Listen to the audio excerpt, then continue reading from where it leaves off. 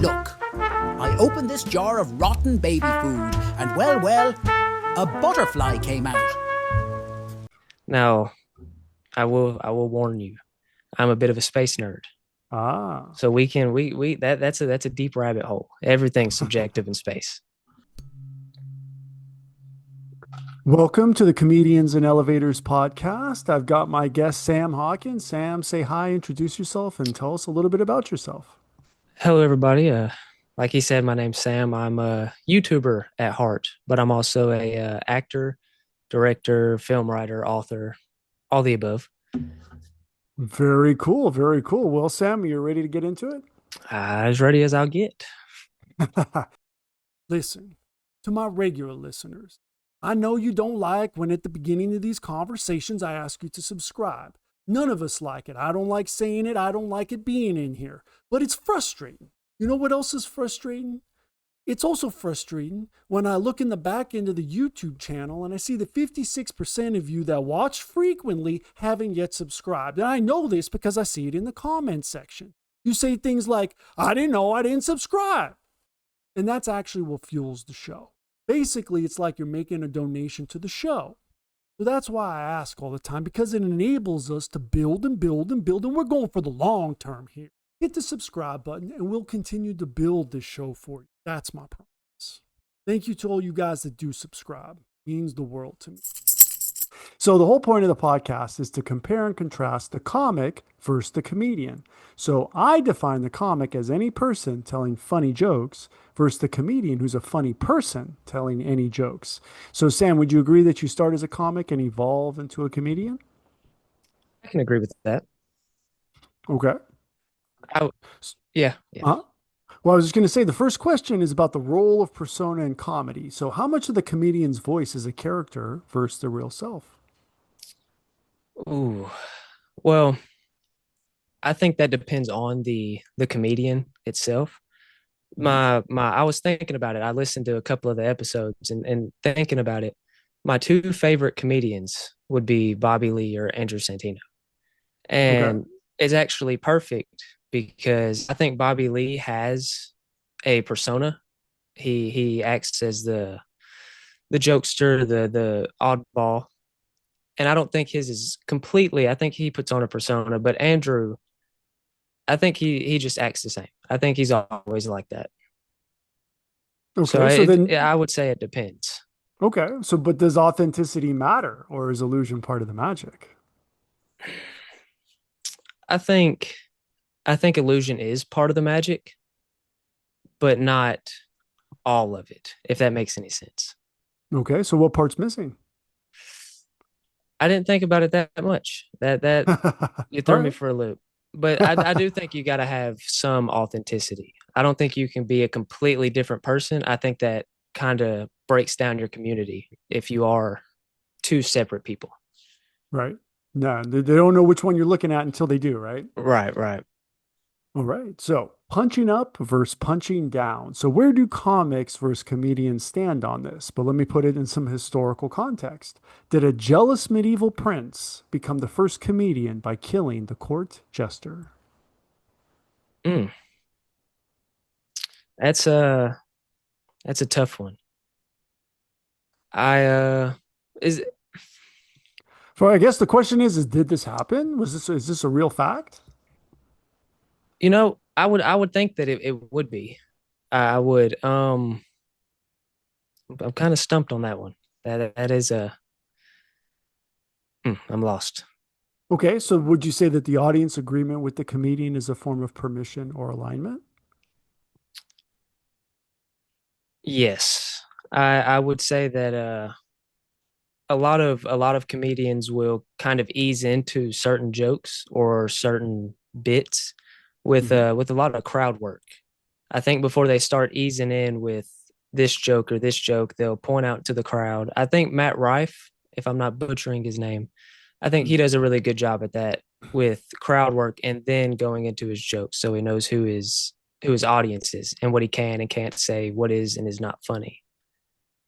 Yeah, definitely. Rife riff is quite a bit. Hard to say even that. So Yeah. right? So how about the cultural translation of comedy? So how do jokes that work in one country bomb in another? Mm. I think a lot of the jokes, I think 90% of them could work in other countries, but when you're doing jokes, in my opinion, if you're making jokes about the United States, I just don't think other countries would find it as funny or stuff that happens in the United States. But I mean, the idea is that many countries follow the culture in the United States, so they have an idea, right? That is true. Um, yeah, well, So is truth the meaning of facts? can you elaborate on that one? Would you agree that truth plus meaning equals facts? Mm, It's a tricky question. That's not that an that easy one. that is a tricky question. No, Okay. but That's what I, most people say is that the answer basically is no, right? Truth is yeah, subjective, facts are subjective, meaning I would subjective, say so. everything's subjective, but Everything is outer subjective. space is outer space Oh, subjective. now I will warn you. I'm a bit of a space nerd. Ah. So we that's a deep rabbit hole. Everything's subjective in space. Oh, so there's no objective space. I wouldn't think so. Really? So, okay. So there's no block universe. Descartes was wrong. Hmm? I'm I'm so sorry. Say that one more Well, time. Descartes, so with the Cartesian graph system, like the block universe, everything is 3D. Is that not true? No, no, it's true. So not everything. I went a bit too Okay. far with that. Not everything, but when you get into subjectiveness, just Mhm. about everything is subjective. Like distance, time, most things are subjective. Let me rephrase. Absolutely. I mean, that's basically what Einstein said is everything is relative to something else, which is therefore Correct. subjective, right? Correct. Even though it's an objective explanation, he's objectively explaining subjectivity in space. So does that oh no, let's it's, does that contradict what he's saying? But I don't think so. I think the point is it was at the time, 100 odd years ago, that was a pretty original thought. But now I think it's so. normal. But now it's Yeah. normal. Yeah. So are comics more universal while comedians are more culturally specific? Hmm. I I would agree with that. I would agree with that statement. All Uh, right. say that one more time. I just blanked out. So are comics more universal while comedians are more culturally specific? I would say so. Comics you can find with the definition we're giving them. You can find a comic just about everywhere. Hmm. A comedian you cannot. So I would agree with that. Okay. All right. So crowd work versus crafted work. If comics riff, like Matt Rife, if you think he's a Hmm. comic, like influencers in the comments section, and comedians perform like in reaction videos, where's the sweet spot? Mm.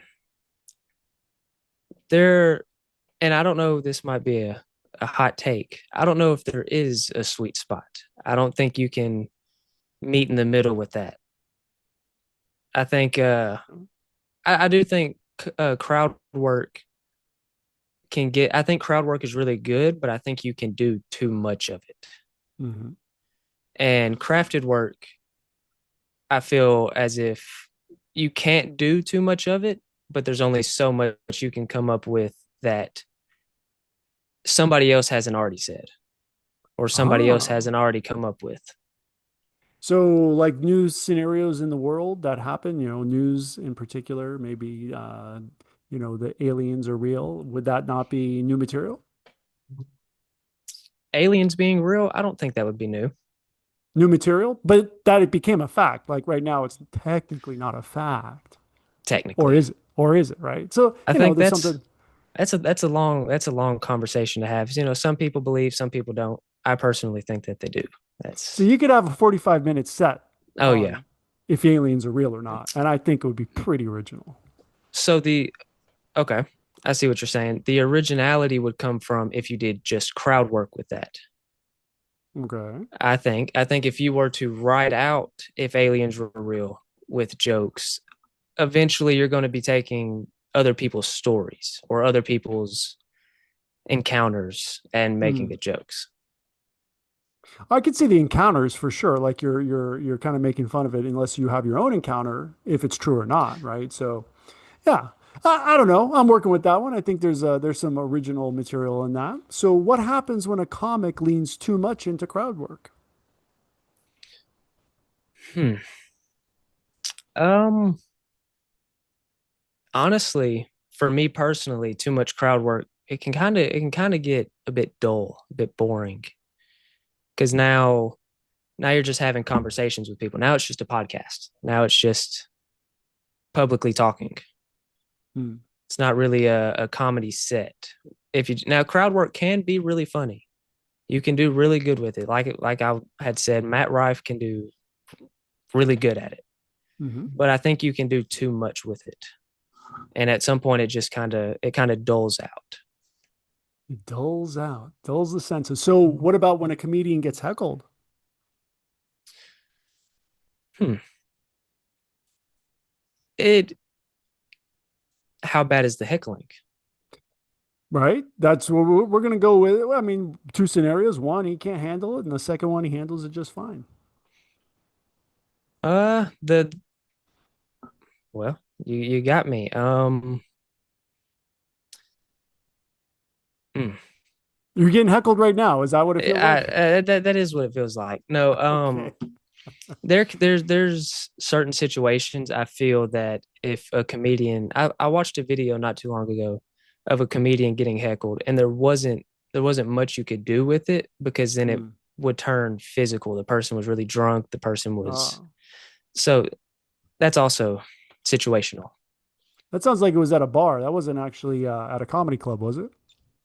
I'm not sure. The backdrop was bricks and it had some sort of comedy club on it. So Yeah, it you're might right. have just it could be a comedy club, it could be a bar. Yeah. You wouldn't know, right? Except for Yeah. the name. Hopefully, you could look it up.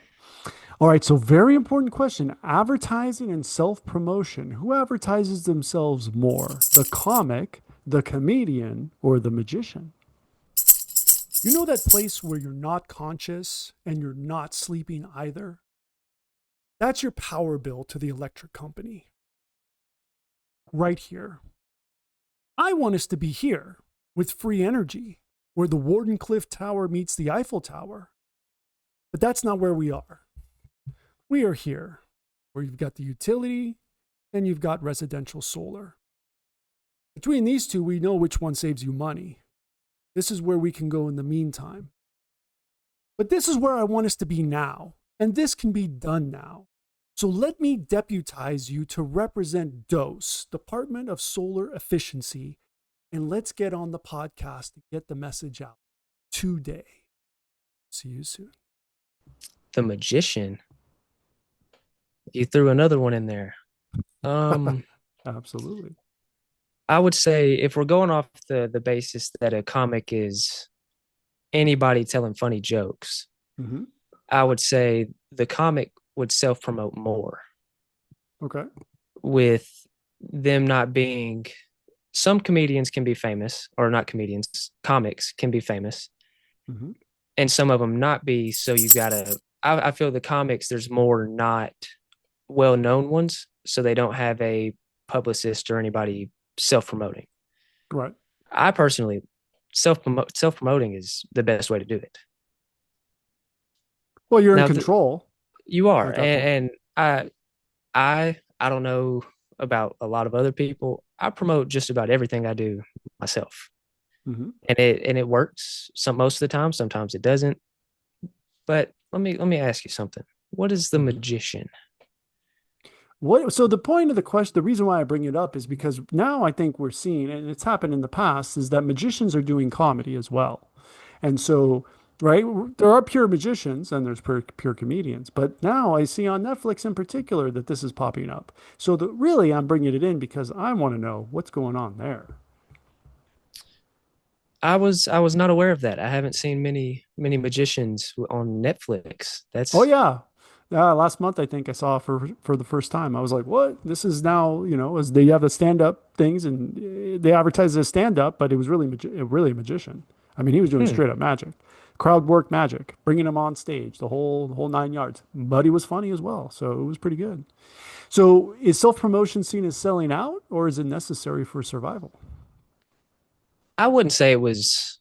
I wouldn't say it was selling out. I don't think. I don't think self promoting selling out. But I also don't think you necessarily need it for survival. I think if you specifically to work your way in being a comedian, if you're going to comedy clubs, I think if you self promote, that's great. You can work your way up, people can see you, but also I know that some other well known comedians can be seen at these smaller comedy clubs and you don't have to self promote. Now you're getting noticed without it. Right. Well, how about censorship and offense? So, does a comic avoid offense while a comedian courts it to prove a point, like a magician? I I would say that comedians don't censor themselves as much as a comic would. But a lot of the people I watch or listen to are already well established comedians, Hmm. and that is sort of their get up. Like I said with Andrew Santino and Bobby Lee, that's their whole thing. So nobody really will get mad at them if they were to say something along those lines. But a comic, somebody working their way up, just an everyday person like me, you I would definitely censor. I would Oh, avoid saying certain things. okay. So, would you say what those certain things are, at least the topics? Well, just it's just like not. I know, right? I'm asking you to do the thing you refuse to do. How does that Well, happen? it's just like well, Bobby Lee is Korean and Andrew Santino is a white man. Hmm. And well, they make jokes towards each other about like white jokes or Korean jokes, and they won't get in trouble. Nobody will get mad because that's their thing. Somebody who's just now coming up in this time might not be seen as their thing or their niche. And it's just them being rude. I got you. So you're talking about you have to have basically a repertoire with someone else, and you're playing off that, and that's okay. If you don't have it, not okay, right? Yeah. Yeah, pretty much. Not necessarily that it's not okay, just you have to be more careful because other people might not laugh at it. They might not find it funny. To say the least. So Yeah. who survives better in the cancel culture environment? The comic, the comedian, the magician, or the mudslinger? Say that last one again. Mudslinger. Mudslinger. Hmm. What is a A mudslinger? mudslinger? He's like the guy that throws tomatoes in the execution. I think the out of those four, the safest person is probably the magician. Okay. I would say so. The second safest person is the comedian. Hmm. Interesting. So why would the comic be third or fourth? Well, back to what we were saying with the cancel culture, the comic just not well established. So it's easy to cancel the comic, but he's also not well known. So what's It's there to harder. cancel, right? It would be harder, but I think if you're a comic and you're not well known, I think it could get to you if people start Hmm. saying things about you or trying to cancel you, and I think it'd probably make you give up. Hmm. I could see that if they're trying to stop you before you even get started. That's Yeah. definitely that's a buzzkill. So right, so timing and delivery, science or art. So do comics rely more on structure and comedians more on rhythm and emotion? That's a great question. I wish I had a good answer for you. The only one I have is I don't know. Okay, well that's a good one. Hey, it's the reality, right? So It's we'll move on. We'll move on to the next one. Laughter versus applause. So are comics chasing laughs and comedians chasing applause breaks or a primetime Emmy that validate the message? hmm. Me personally, and I can't speak for everybody. I think this comes in. depending on the comedian, depending on the comic. Okay. I would me, I would go for laughter. Okay. If I say a joke and nobody laughs, it's kind of embarrassing. It's like a And bear in the woods. exactly. I wouldn't want that. I would much rather if I was to insert myself in these positions, I'm a comic. I'm just an everyday person saying something funny. I'm not a funny person saying things. So I would definitely go for laughter. Okay. All right. So go for it. So comedy as commentary. So when does a comedian cross into being a philosopher or a preacher? Mm,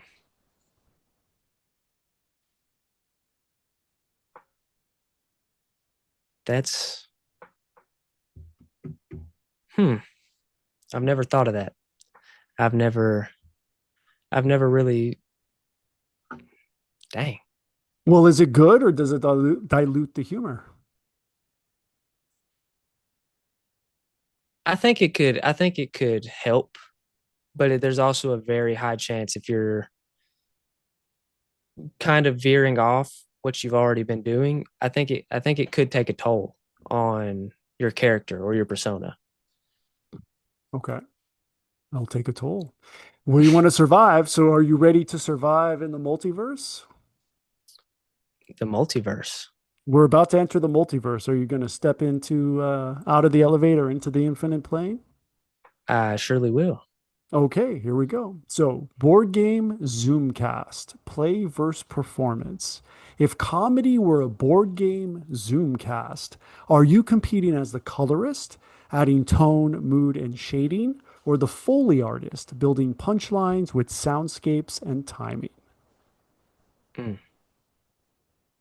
And this is me. It is you. You were in the multiverse. Hmm. I would have to go with. Oh, what was the first one?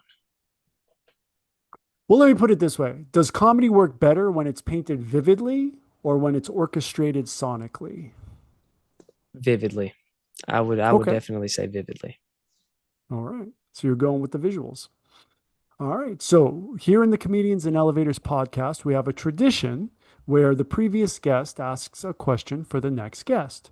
And the previous guest was John Stokes. And his question for you, Sam, is what pushed you to the point of actually performing comedy? Mm.